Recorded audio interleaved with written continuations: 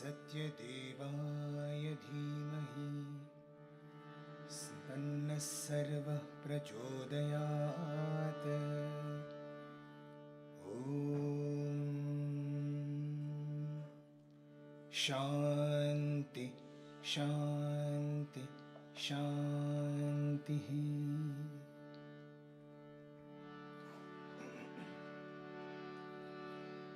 हरि भजन बिना सुख शांति नहीं।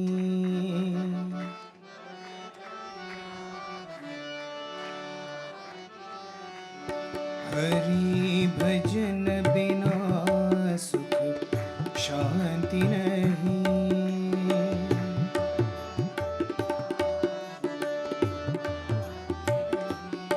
हरि नाम बिना आनंद नहीं।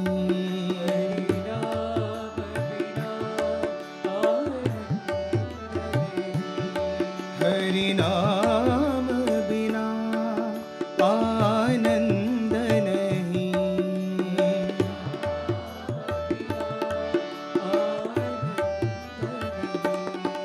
प्रेम भक्ति बिना उद्धार नहीं।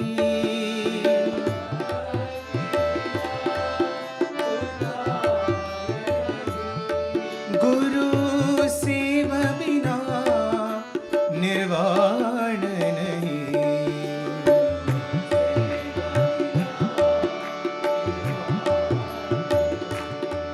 जप ध्यान बिना संयोग नहीं।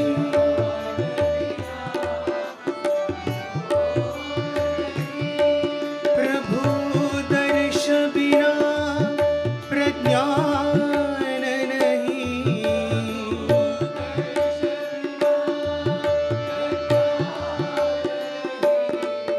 दया धर्म बिना सत्कर्म नहीं।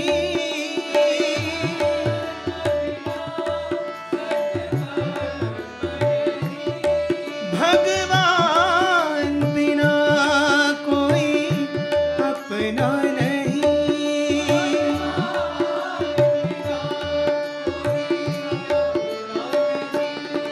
हरि नाम बिना परमात्मा नहीं।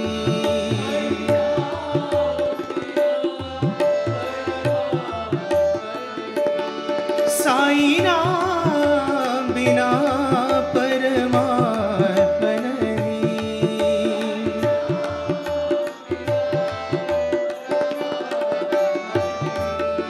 हरि भजन बिना सुख शांति नहीं। Offering our loving pranams at the lotus feet of our ever-present Swami. Dear brothers and sisters, at the outset, I would really like to kind of convey my gratitude because your stamina really bowls me. You've been around since morning, and so really hats off to your stamina to sit and listen to yet another talk. But I guess that is the learning for us. Usually we from Parthi, we can't accept anything more than 45 minutes. 45 minutes is enough for the day. But you're giving that example, you're showing me the way of how you can sit an entire day and just take in. So let me start with this talk. This talk will be largely stories connected to something which is very, very important in the Sai scheme of things, and that is devotional singing, bhajans, namasmarana. So let me take you back to 2005. We were all with Swami in Kodaikanal. Kodaikanal, for those of you who don't know, is a hill station in the Tamil Nadu area. And it was one of Swami's most loved destinations. They would often say that Prashanti Nilayam was Swami's office, Vrindavan was Swami's home and Kodaikanal was Swami's playground. So we would literally see Swami play in Kodaikanal. It was a very different, when he would come back to Prashanthi Nilayam, he will be this official, chancellor of the university, founder of a trust, someone who will, who has the whole organization to look after. So the Kodaikanal days are, I would say, very different because you get to see Swami from very close quarters. So it was just to give you a very quick kind of what one day looked like, a quick sneak peek into what a day looked like in Kodaikanal. Our first darshan would be somewhere at 6 o'clock in the morning, 6:30 maybe in the morning. So right after Swami has kind of finished his ablutions, we would have our first kind of bedroom darshan because he'll just step out of the bedroom and we are right out there. And then you have a post bedroom session, right? That is immediately after he comes out, he'll speak for some time. It could range anywhere between something like snum, he will just come and say, somebody was snoring very loudly, I couldn't sleep inside because there's just a wall between Swami's room and where we sleep. So it could start with something like that, as simple as that. And then we will have breakfast with Swami. Then Swami goes out for darshan. He comes back and then we'll have a pre-lunch session where either Swami will give a discourse or somebody will speak. Then we have lunch with Swami and then Swami will go in for a short rest, come back, and then we have what is called a high tea with Swami. So as you can already figure out, there's a lot of eating when you're with Swami. And then after that, you have a pre-bhajan session. Then you have the bhajans in the evening, and then you have the post-bhajan sessions, which is the pre-dinner session, and then you have dinner with Swami, and then Swami retires. So it's a good 12 hours that you will be spending every single day, 12 to 14 hours. So this was one of those days when he was kind of spending time, and it was a post-bhajan pre-dinner session. So Swami has his dinner by something like 6:30 or 7 in the evening. It was after bhajans, we were all sitting, and Swami each of these sessions could break out into anything. It could be sometimes a talk, it could be sometimes a quiz session, it could be a bhajan antakshari, it could be a game, it could be anything. So on this occasion, he said, sing some songs, right? And so we all had prepared a few songs. And typically, we would prepare like 6 or 7 songs. And so, we were ready for it. We were waiting for that opportunity. And we started singing the songs. And song, after song went past, we finished the 6 that we had prepared for. Okay, and Swami just kept opening his eyes after every song. Sing some more. Right? And so soon, we ran out of songs which we had prepared. And so we have what is referred to as our Bible, which is the Vandana book. We have a book in which there are all the songs. So we just started randomly opening any page and we were singing, songs that were now not rehearsed at all. And so they were all over the place. Okay. You can just imagine like there's no coordination at all. Somebody singing the next line, somebody singing the previous line, so on and so forth. But Swami is enjoying, right? And song after song, it went on for an hour, okay? And everybody else is like telling us from behind, stop, Swami has to have his dinner. Swami has to have his dinner. And we are like, but Swami is asking us to go on, what do we do? And so one by one, like, Ratan Lal auntie who used to look after the kitchen, she was there, she came out wiping her hands and saying, what is going on? Why is Swami not coming in for dinner? But the songs just went on. And after that, our throats were aching, in fact, after an hour and a half. And it was 8 o'clock. And the only thing that kind of broke Swami's, his mood or his reverie was, the cuckoo clock that goes off every hour. So in Kodaikanal, there was a cuckoo clock on the top. And exactly at 8 o'clock, this one song got over and the cuckoo came out. Okay, and that's what kind of brought Swami's attention to. He said, he looked at the time. Oh, 8 o'clock. So late. It was way past Swami's dinner time. So we all said, yes, Swami, it's very late for you to have dinner. Please, we are like, Swami, please come. And Swami said, no, no, I am full. Swami said, your singing made me full. You all go for dinner. And that day, Swami did not have dinner. He just saw us all having dinner and he retired. The reason I tell you this is oftentimes it is said, the way to a person's heart is through his stomach. Right? We often say the way to somebody's heart is through the stomach. You fill up the stomach, the heart is full. But for God, it is the other way. The way to his stomach is through his heart. You fill his heart, you will fill up his stomach. That is the importance of music and bhajan singing. It is an opportunity for us to feed God. Right? In fact, oftentimes we would see Swami. Just imagine if there was one person who does not need bhajans, right? Bhajans is not supposed to do anything to one person. Who's that? Swami, right? He doesn't have to do any sadhana, right? We are the ones who need bhajans. But it was he who was the most regular for bhajans, right? And we all often used to feel that after a tough day's work, right, when Swami would come in the evening and sit for bhajans, he would just relax. And it was our, like many of our seniors would say, this is our time to give a relaxation to Swami. So bhajan singing in many ways is preparing a meal for Swami, right, which I told you from the Kodaikanal experience, or it is our massage that we can do for Swami, right? How many of you would love to be a part of that massaging team? Right? All of us would love to be that force which can give a little relaxation to Swami. In the way he runs the entire universe, right? This is our opportunity to serve him, saying, you're busy or you're really tired, let me do something for you. So that is what bhajans are. Having said that, okay, if you're going to make the best meal for Swami, then we must know how to cook.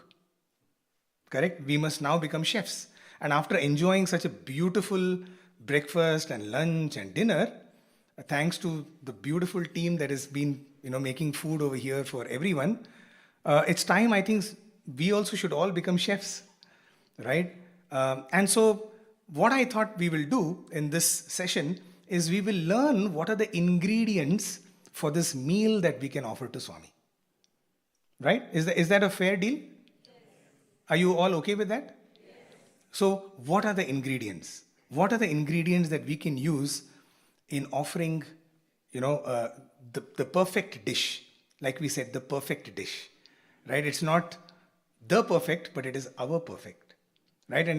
And since nobody is perfect, right? We will all be work in progress. So obviously, there's one way that we can do this entire session, which is to become very technical and talk about, as brother said, Shruti, Tala and Raga and all of that. But what we will try and do is we will try to look at the major ingredients. And I'll allow you to probably figure out the more specific ingredients in that. Number one ingredient. Once Swami was, it so happened that, bhajans would start at 5:15. And some of us would practice in the hostel before we came for bhajans. So we typically practice till about 4:45 and then make it, to the mandir by, let's say, 5 o'clock in time for bhajans. One of the days, myself and one of my brothers, my student brothers, by the time we reached mandir, Swami was already near the throne. Like he had already come into the bhajan hall. And so once Swami has come over there, you just sit at the back, right? And so we sat at the back and Swami was talking to a few students up front. And after that, after about 5 minutes, he turned and went into the interview room, which is then, when we kind of stealthily came and sat in our places. And about 2 minutes later, Swami came back into the bhajan hall. And the moment he saw both of us, hey, you guys have come now, he said. And, we were like, oh my God, we are in trouble. So he said, why late? So we said, Swami, we were practicing in the hostel. Ha, practice. Aite parvaledu, he said. Okay, if you're practicing, then no problem. Right? So, the reason why I tell you this is, for Swami, discipline and practice were the two buzzwords for bhajan singing. Once he was saying that this river called devotion, all of us have devotion. This river called devotion, if it has to merge into the ocean, it has to go between the banks of duty and discipline. Right? In fact, in one of I'm not sure whether you've seen this piece of video, Swami giving a discourse in Trai Brindavan, he plays on these words. He says, man ante manners undali. Means, if you want to call yourself man, you should have manners. He just plays with man and manners. Boy ante behavior undali. That is, if you want to call yourself a boy, then you must have behavior. And then he says, devotee ante, that is, if you want to call yourself devotee, all of us said devotion undali. That is, we should have devotion. And Swami says, no, discipline undali. Which is, you must have discipline. You see, the hallmark of a devotee is in discipline, not in devotion. And we will talk about this particular statement a little tomorrow. That's a little advertisement for you to come back tomorrow also. Right? But the point being that discipline for Swami was always, he would in fact tell, all the teachers in the university, you teach them whatever you want to. I will teach them discipline. Swami's subject was always discipline. In fact, when he would call teachers into the interview room, he will ask everybody, at least it happened once, he was asking, what do you teach? What do you teach? He was asking all the teachers. And then Swami said, who teaches my subject? And everybody was like, oh my God, what is Swami's subject? And then Swami said, my subject is discipline. Right? So, discipline is the hallmark of a devotee. More so in bhajan singing. So now this word discipline can obviously be kind of interpreted in many different ways. Right? So let's look at what are the different ingredients once again of this big kind of word called discipline. Obviously, probably the most important is practice. Right? One of the composers of this bhajan, I don't know, I'm sure you know this bhajan. Shri Ram Charanam, Shri Ram Charanam, Shri Ram Charanam Bhaje. Right? We all have heard this bhajan. Beautiful bhajan. Right? The composer of this bhajan was telling us that Swami had told him, you have to practice a bhajan 100 times before you can sing it anywhere. 100 times. So he was telling us it has to be practiced 100 times. And Swami in fact even broke down this 100 times further to explain that the first 25 times when you sing it, you're just acclimatizing yourself with the bhajan. The lyrics of the bhajan, the tune of the bhajan, how does the bhajan go, etc., etc. First 25 times. So that's almost like not counted. That 25 you're supposed to do any which way. Then Swami said the next 25 times when you sing the bhajan, when you practice the bhajan, you will, it'll move the people. People will come and say, so lovely you're singing, etc., etc. They'll come pat your back, okay, etc., etc. All of that. It moves emotionally, it moves. Right? The next 25 times when you sing the bhajan, right, the Lord is standing in front of your eyes. In front of the singer's eyes, the Lord is standing, so that my complete total focus is on the Lord who is being adored in that particular bhajan. And then Swami said, the last 25 times when you're singing, the Lord is in front of every single listener in the audience. Right? It's not just we who are enjoying the Lord's form. Every single person sitting and enjoying the bhajan, right, has the Lord's form in front. And at that time, there's nothing but silent tears of gratitude flowing down. Nobody will come and tell you anything, oh, great singing and all, because the singing dissolves into the goal of singing, which is our mergence with Swami. Right? So, if we have to now sing it 100, sometimes it's intimidating, right? Oh, 100 times we have to practice. But that is the way we will be able to truly get to the, to the undercurrent of bhajan singing. This is, mind you, not just for the lead singers, right? It is for everybody who is sitting. If you truly want to enjoy Swami in front of each one of us, which I'm sure is the goal, right? Who will not want that? However, let me also add to that. If one were to sing 100 times, maybe I will put this point in that we will not require a Samiti bhajan or a center bhajan to actually get God in front of us. Yes, because what was actually the purpose of, what do you think is the purpose of bhajan singing? Why do you think Swami instituted the concept of bhajan singing? What's the heart of the matter? Any shout outs? Any thoughts here over here? What is the purpose of why are we doing bhajans? Communicate with Swami, okay. Devotion. Namasmarana, okay. Yes. Yearning, okay. Sorry? Come again? Bringing out your love. Steal the heart of the Lord, okay. All of these are right. All of these are right, no doubt about it. However, the purpose of bhajans is only one, which is to still the mind. Right? Our mind is constantly varying what Swami refers to as anekagrita. Right? Swami would often compare the mind to a housefly. Look at a housefly, it's never still. Keeps on jumping on a pile of trash, then suddenly on some good gulab jamun, it'll then next sit on, something else, constantly.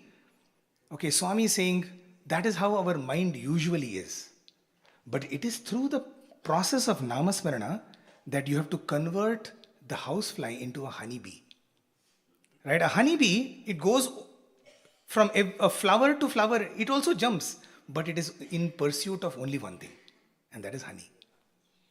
Right? So from the anekagrata, that is, from the variedness of the mind, the multifaricity of the mind, we now bring it to one. One single-minded focus, which is called ekagrata. So from anekagrata, we come to ekagrata. So the whole process is from many to one, and from one to none. Right? That is the ultimate jump. The jump into samadhi. Right? So this will be technical in the sense that in samadhi also there are two types of samadhi. Do you know which are the two types of samadhi? There is the savikalpa samadhi and the nirvikalpa samadhi. In the savikalpa samadhi there is only one thought. In nirvikalpa samadhi there is no thought. Right? That is the ultimate goal of bhajans. Now if you think, oh my God, what have I got into? Right? I didn't know that this is supposed to be. We were just thinking we will enjoy bhajans. That's exactly what Swami wanted. He wanted actually all of us to have CIA, constant integrated awareness. Constantly just one thought. And that is why in the Bhagavad Gita, what does Krishna tell Arjuna? He says, Tasmat sarvatra kaleshu mam anusmara yuddhacha. Okay, what does it mean? Therefore, every time, in all circumstances, sarvatra kaleshu, mam anusmara, think of me and fight the battle. You see, he is not telling, only think of me. He is not saying, only fight the battle. He is saying, think of me and cha, the word cha over there is and fight the battle. That is the formula. Right? That's the formula for our success. Now you will think that, is that even possible? How can I do my work and think of Swami? Right? So Swami knew, okay, Krishna 2.0, right? The Lord comes back and he says, looks like I'll have to give them a simpler exercise. These guys are not going to do Ma Manusmara Yuddhacha. Never going to happen, right? Because we'll either be only fighting the battle. Mostly we are only fighting the battle. We are never only thinking about him, right?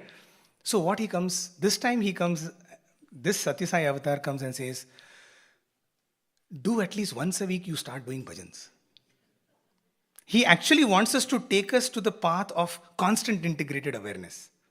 But he knows that we are not going to go there, right? So start with once in a week you start bhajans, right? Hoping that 1 hour of bhajans will percolate through the remaining 24 hours and eventually 24/7, right? That is his ultimate objective of bhajans. Does it scare you? No, right? Pretty good, right? We are so far so good, right? If that is when Swami said practice a bhajan 100 times, what he actually means is that it will help you to get constant integrated awareness. That is the purpose of bhajans. Now, I don't know whether you have heard Shamantaka Mani Bhashyam Garu. Have you heard her interview on the Media Center on Radio Sai? She is the one who composed Paramam Pavitram Baba Vibhutim. The Vibhuti mantra was composed by her. In fact, she narrates the story of how she composed it. Do you know when the Paramam Pavitram was composed? She was one day washing clothes in her house. And as she was washing the clothes, this tune with the bhajan starts coming. And it was actually a bhajan. She just started, Paramam Pavitram Baba Vibhutim. Okay, because she had just returned from Prashanti Nilayam after seeing Swami put his hand into the pot and seeing that, that colossal amount of Vibhuti Abhishekam. She had just seen that function. She had come back to her hometown and she was just contemplating on what she had seen. And she was saying how grand that was. So, Paramam Pavitram Baba Vibhutim. Paramam Vichitram Leela Vibhutim. Imagine while washing her clothes, she got that. And in fact, it was a bhajan, which eventually now has become the Vibhuti mantra, right? So she was mentioning that in one of the first Akhanda bhajans, which was held in Bangalore, one of the first Akhanda bhajans, you know what Swami came and said? Swami came and said, for 24 hours, 24-hour Akhanda bhajan, we all know that. Swami said, sing Sai Hare Baba Hare. That's all. For 24 hours, they had to sing only Sai Hare Baba Hare. So in fact, she sings in that interview. You must go and see that interview.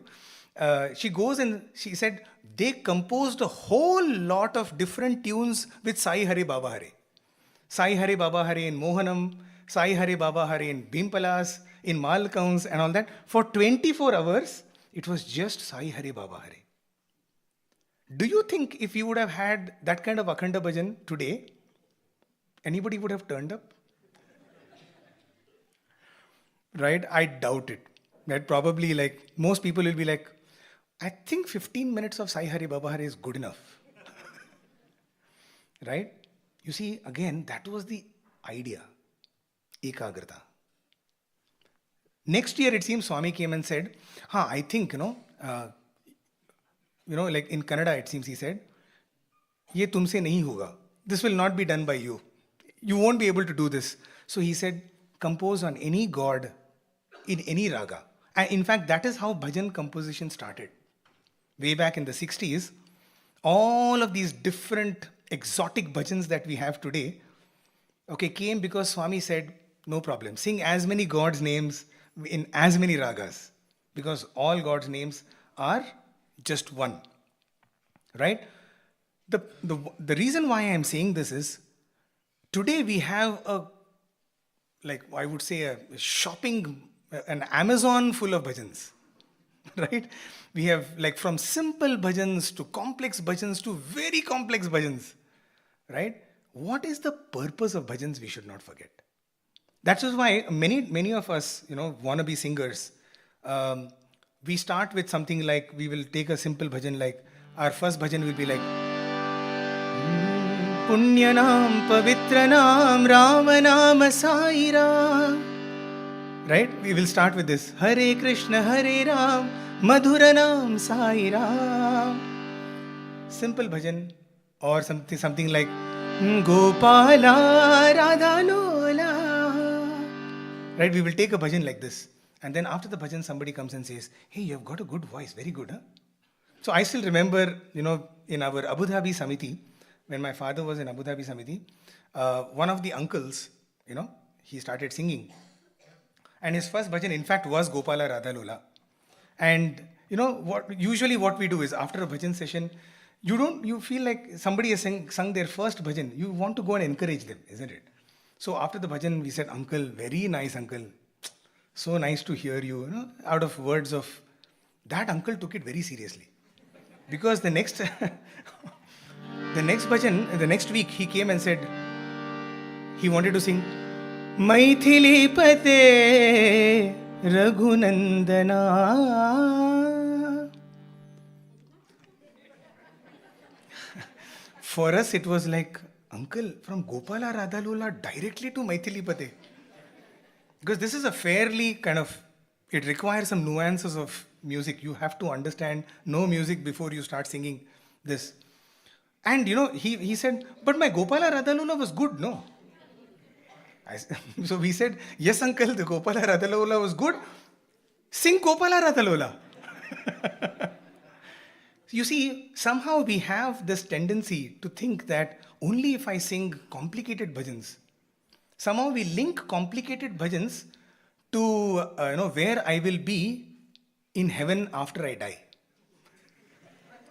This is what I generally feel. For example, if somebody were to sing all their life, imagine if he were to sing something like Hare Krishna, Krishna Krishna, Hare Hare, Hare Rama, Rama Rama, Hare Hare.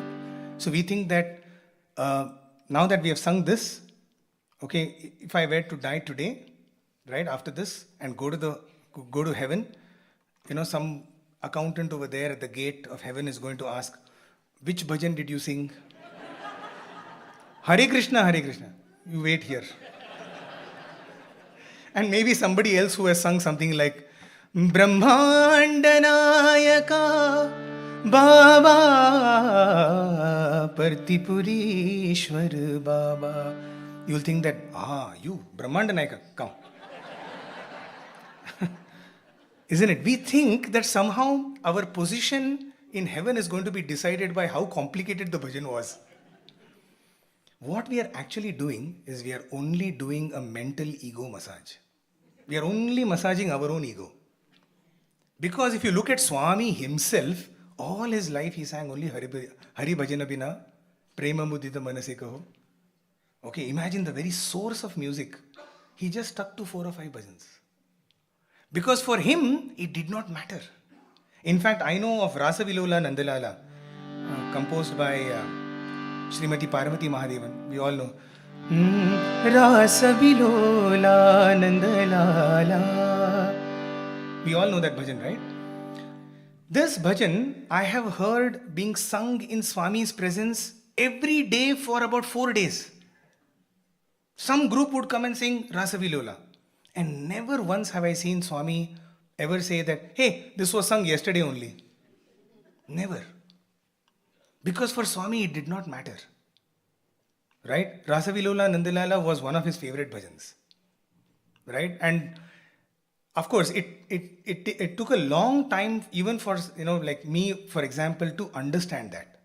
As wannabe singers, we always want to try complicated bhajans. We always want to try bhajans which are sung by X person, Y person. Oh, he has sung it, so let me also try it. Right? Remember, it has got nothing to do with what is the purpose of bhajans. So that is number one. Probably the most important thing is, I still remember this one incident where Swami was, he was asking us to sing a few songs for one of the programs. And this brother, he was singing for the first time, and he sang his song in the interview room, and then Swami says, "Ha, song acha hai, abhi gao." Means the song is good, now sing it. He had just sung the song. And Swami is saying, the song is good, now sing it. Obviously, it meant that the singing was not good. Right? Let me tell you another incident that happened. And this will be probably a little harsh, but it is worth saying it. So the aunties, like Parvati auntie in Vrindavan Bhajan group, when we were all in Vrindavan, these aunties have composed some of the most like iconic bhajans. Tum ho Sham Ram Rahim is Parvati auntie's bhajans. Several bhajans, many bhajans that kind of come. Giridhari Giridhari Gopala, beautiful bhajans. And Parvati auntie was a All India radio artist. Like she's one of the top singers in the state. But eventually, voices became old, right? And the voice would shake. And Swami would come to Vrindavan and he would hear these bhajans sung by these aunties who were very aged. Now, these were some of the closest devotees to him. Okay?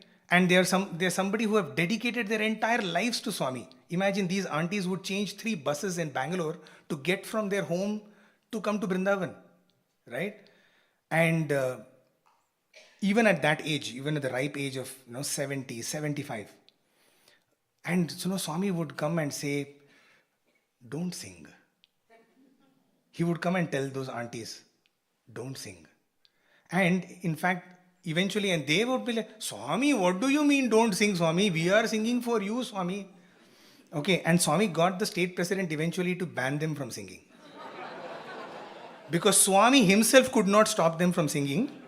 Swami just told a state president, okay, tell them not to sing from tomorrow.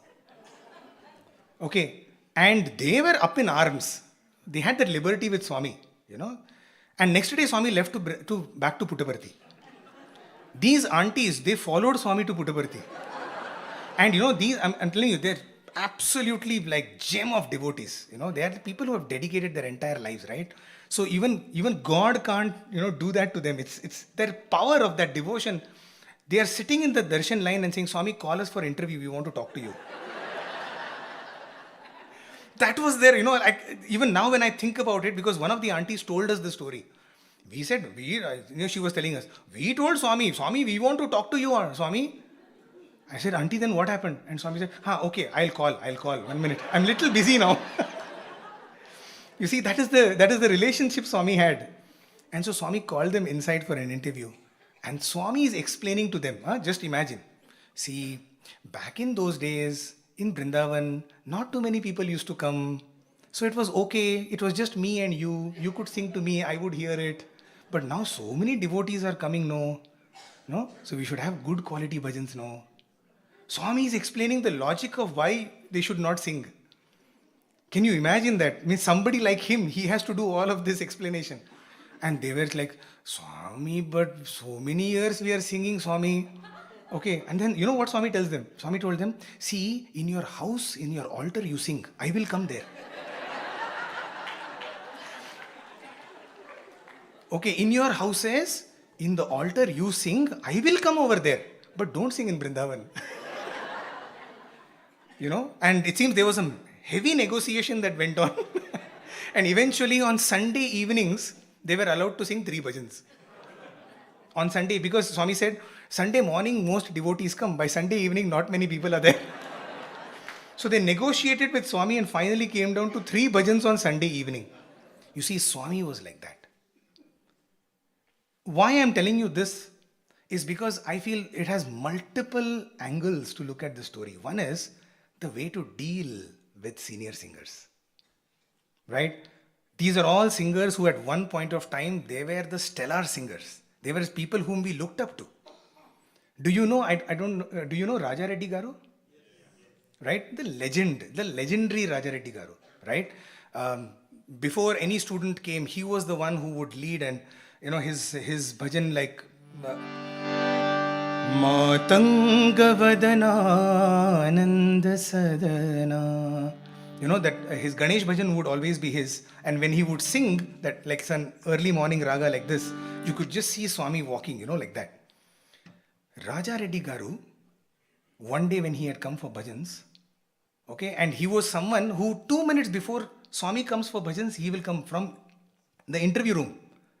Before Swami comes out of the interview room, Raja Reddy Garu used to come out of the interview room, come sit in the first row, he'll just sit over there, close his eyes, and Ganesh bhajan would start, and then Swami will walk in. Right?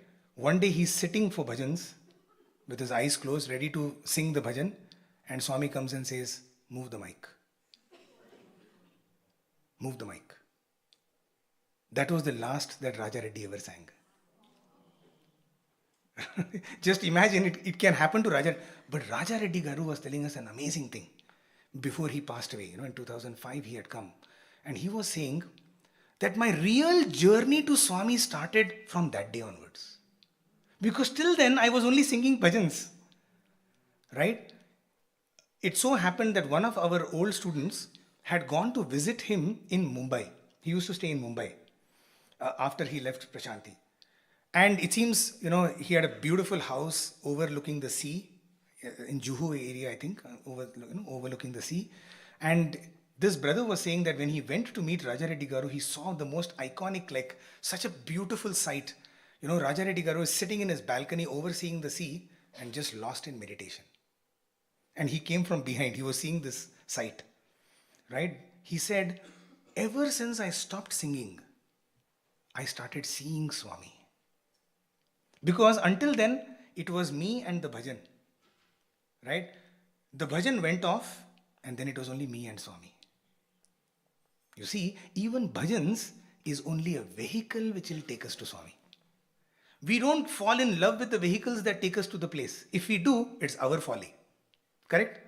Imagine our vehicle is so good or so grand that we have used it to go from point A to point B. Once we reach point B, now we are so much in love with the vehicle that we are like, no, I can't leave this vehicle. I want to sit in the vehicle. Swami will say, okay, sit. That's all you will get. You will never get the destination. Because even bhajans is only a vehicle to take us to the destination. Okay, let me tell you the story of Mr. Kalyan Chaudhary. Okay, for example, Hari Bhajana Vina Sukha Shanti Nahi is Kalyan Chaudhary sir's composition. Okay, one of the great composers. So many bhajans, like you must have heard this. Radha Lola Ramya Suchela. Have you heard this bhajan? Rajitavan Mala Gopala. Rajitavan Mala Gopala. It seems this bhajan is Kalyan Chaudhary sir's composition, and Raja Reddy Garu would sing. Swami would ask Raja Reddy Garu to sing this while Swami slept. This was Swami's lullaby.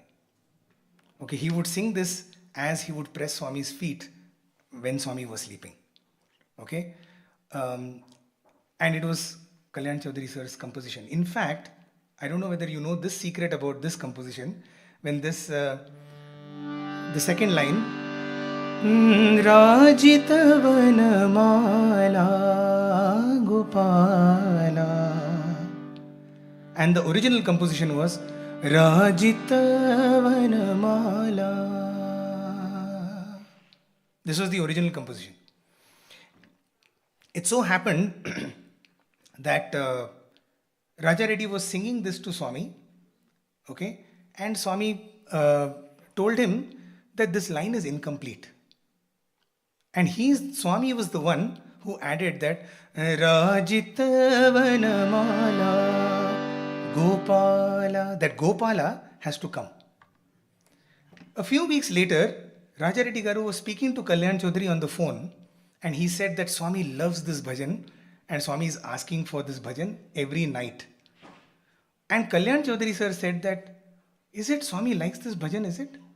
But I am feeling that there is something missing in this bhajan. Kalyan Chaudhary sir is saying, I am feeling there is something missing in the bhajan. He said, oh, is it? But Swami is enjoying the bhajan. Oh, great, then I am very happy. He said, can you sing what version you are singing? What are you singing to Swami? And he sang this Rajita Vanamala Gopala at the end. And at that moment, no, Kalyan Chaudhary says, this is what was missing. You see, in my composition, the original composition, that Gopala was not there. And if you actually think about it, no? Radha Lola Ramya Suchela Rajita Vanamala Gopala Rajita Vanamala Gopala Venu Vilola Vijaya Gopala Vedagamamula Gopala Vedagamamula Gopala. You see that Gopala at the end, no, gives so much completeness to that line. That was added by Swami himself. Such a Kalyan Chaudhary sir was visited by one of our elder brothers towards the end. Because Swami would in fact tell the first set of, the early bhajan singers in Prashanti Nilayam, he would tell them, go, holidays mein kidhar jata hai? He will ask, where are you going in holidays? So Swami, we are going to whatever hometown. Then Swami will say, stop in Kolkata, learn some bhajans from Kalyan Chaudhary and then you go home. Or on your way back, come via Kolkata, learn some bhajans from Kalyan Chaudhary and come. So one of the brothers had actually gone to Kalyan Chaudhary sir's. When am I supposed to end? Long back, huh?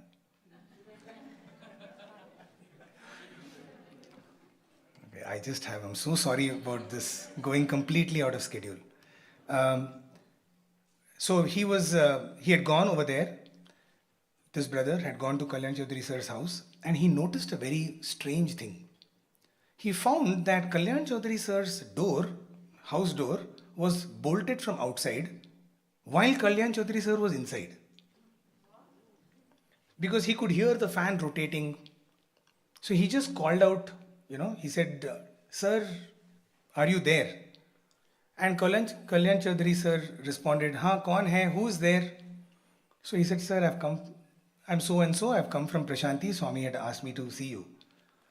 And Kalyan Chaudhary sir says, I don't know why Swami sends people like you to people like me.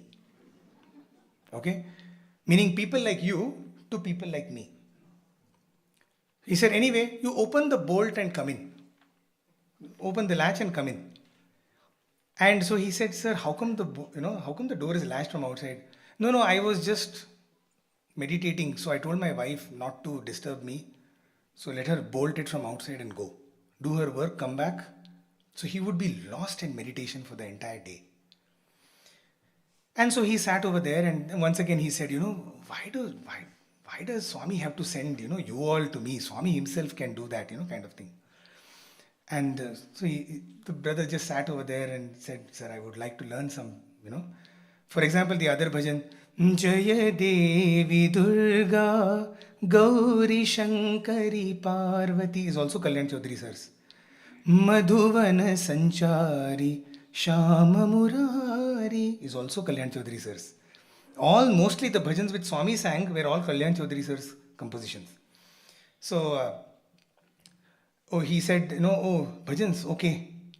Go just find that harmonium somewhere. Okay. He's telling, Kalyan Chaudhary sir, by the way, was a Bengali music composer. Meaning he was a film music director. He has composed music for films. You can even YouTube him and see some of his Bengali songs. So just imagine a composer sitting without harmonium. Very, very rare. Any composer will always be with their harmonium. So he was so intrigued. This brother went and he was searching for the harmonium. And finally, under some pile of clothes and all that, fully dusted, dusty kind of a harmonium, he pulls out and he brings it. And he's so shocked that this is the condition of the harmonium. Usually, for most musicians, our instruments are like our dearest things, right? We look after them so much, respect and all of that. But his fully dusty. And so he says, Sir, I'm so intrigued. What is the condition of the harmonium? Like, and then Kalyan Chaudhary sir says one absolutely stunning line. Something which is kind of resonates with me so much. He said, in Hindi I will tell it, okay, and then we will translate it. He said, क्या करूं ये कमबख्त मेरे और भगवान के बीच में आ रही थी, इसको निकाल दिया मैंने.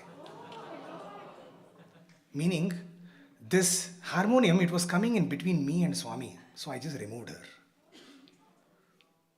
Can you imagine that? A music composer says, this harmonium is coming in between me and Swami.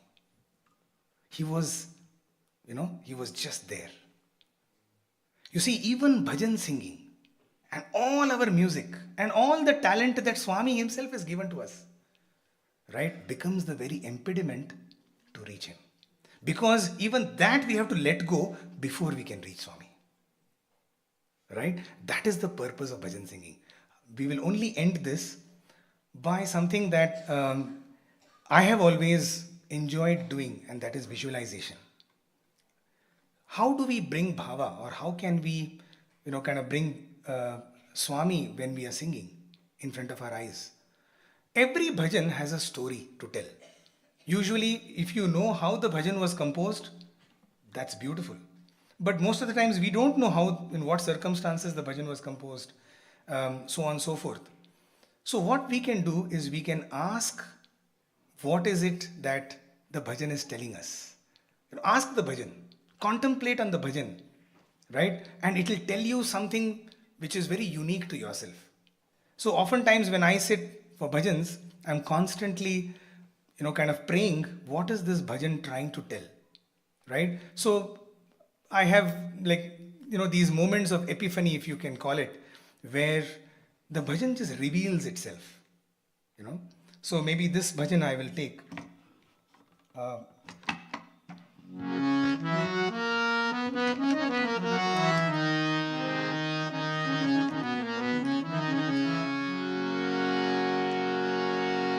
Amba मंदहास वदनी Manohari Sai jug Janani. We all know this bhajan, no? So one day I was hearing this bhajan, and the thought that I got was, when we are small, our closest and dearest friend is our mother. Right? She is our confidant. She is someone in whom we put the maximum amount of trust. We go and tell our deepest secrets to her. And she is also the one who knows all our mistakes, all our flaws and all our faults. Right? And yet we are okay. She is okay with us because she loves us. She loves us in spite and despite our flaws. So to me, this bhajan is like, imagine we have committed some mistake. Okay, and now we go home and Swami is around, Swami our mother. Okay, and the moment we see her face, we know that she knows what mistake we have done. Okay, and so she is serious. Okay, so we go in and now we want to butter our mother. Right, we want to obviously get her on our side. And so we are like, Amma, please Amma, sorry Amma. Right? And she also likes that we are kind of around her. Just like our Swami loves all of us to be around him. Right? And just in that moment, a slight smile kind of leaks out of her mouth. And our heart says, Amba mandahasa vadani manohari Sai Jaga Janani. Mandahas is not a very big laughter. It's a light smile. Mandahasa. Right? And then the moment now mother knows that, hey, this fellow has caught my smile. Okay, and so she becomes serious. And so now we again want to get her grace. What do we say? Mata Mata Mata Jaga Janani.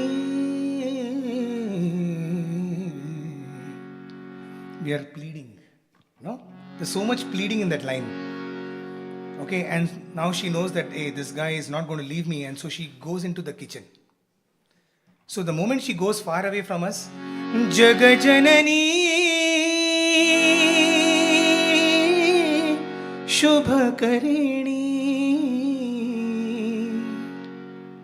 Actually, what we don't know is she's gone to the kitchen to make our favorite dish. That's why Shubhakarini. Jagajanani Shubhakarini.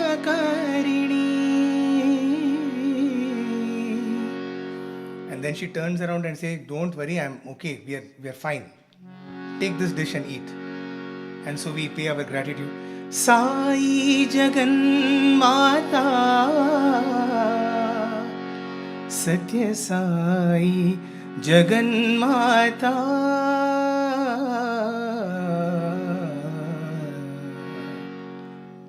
So let us all close our eyes and make this prayer to our mother. You can visualize whatever you want. This was just, shall we all sing this bhajan? And then we will end. Okay? Amba mandahasa vadani manohari sai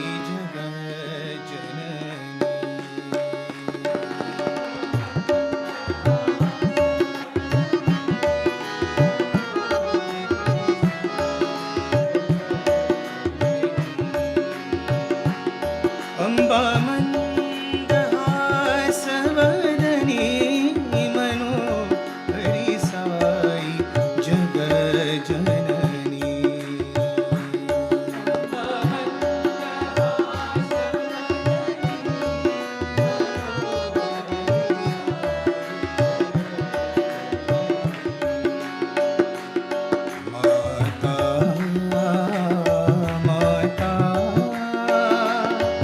Mata Jagajanani.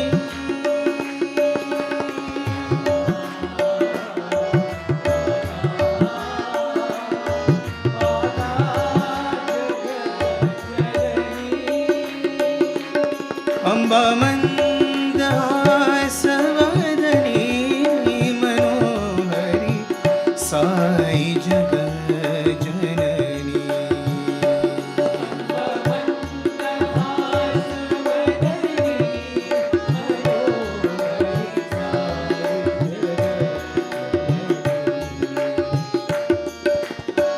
Jagajanani Shubhakarini.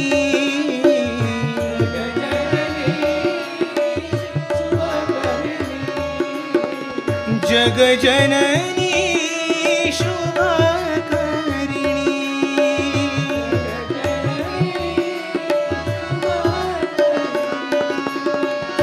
Sai Jagan Mata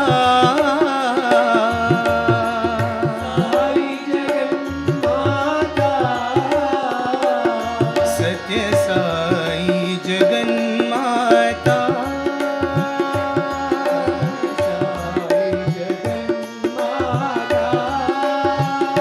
Satya Sai Jagan Mata.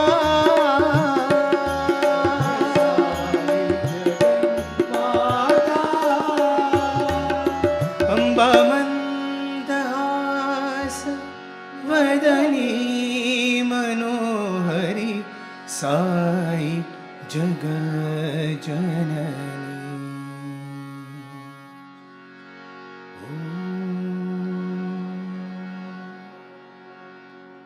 Shanti, Shanti, Shanti.